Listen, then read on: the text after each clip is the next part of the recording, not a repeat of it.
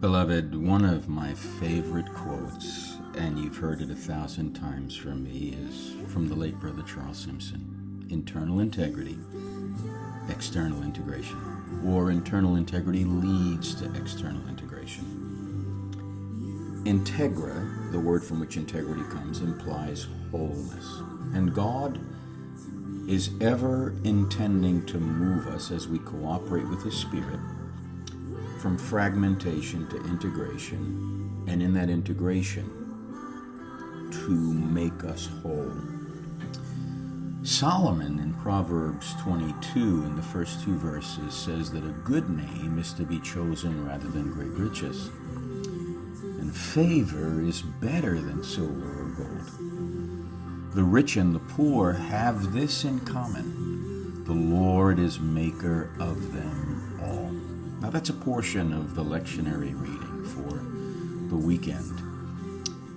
But when I hear Solomon's voice in that, I hear the wisdom of the value of the cultivation of integrity of heart, internal integrity, based on the fact that whoever we are, rich or poor, we are made in the image and the likeness of God Himself.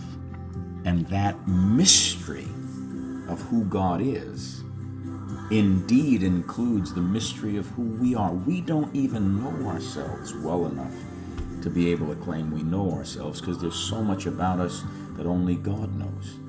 But what we are entrusted with is to see ourselves and every other human being, rich or poor, as image bearers, and to treat each human being with that kind of dignity, regardless of who they are.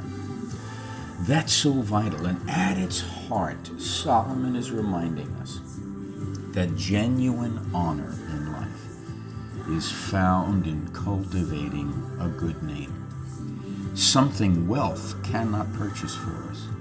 Internal integrity, grounded in the truth as it is in Jesus, surpasses any material gain, because it speaks to the depths of our character and our relationship with God, others, and ourselves.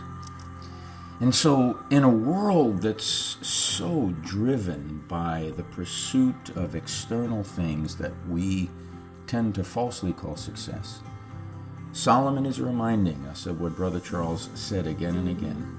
Our worth is not defined by external successes or by riches, but by the qualities of internal integrity in a heart that reflects the nature of our Creator, because we honor what it means to be the Imago Dei, the image of God. So when we are about the cultivation of internal integrity, that means we're about compassion, we're about kindness, we're about love, we're about faith, we're about authenticity, we're about hope, we're about mercy, we're about grace, we're about the fruit of the Spirit of Christ Himself. And so in moments when we might be tempted to prioritize something other than internal integrity, which means that we're looking for some external validation or external success, rather than inner truth, ask yourself the question: what is the legacy I'm leaving behind for others to grow on? Because we're all leaving a legacy behind by what people see, that not what we just say, but what we do. Do our creeds and our deeds match up? Because they're called to be congruent. And so we're always leaving behind what others are going to grow on. What we want to leave behind is a legacy of integrity. And so if we're leaving behind a legacy of integrity, that means every single life we touch now, and every life that's touched by our memory of having lived a life, is going to be rich and have eternal reward. If we can hold fast to that and remember that Brother Charles said internal integrity leads to external integration, and then tie that into my most beloved of Psalm verses in Psalm 16, when the prophetic voice of David is speaking as Christ and says, "The lines have fallen to me in pleasant places." How beautiful is my inheritance. That's Christ speaking, but that's Christ in us speaking as well.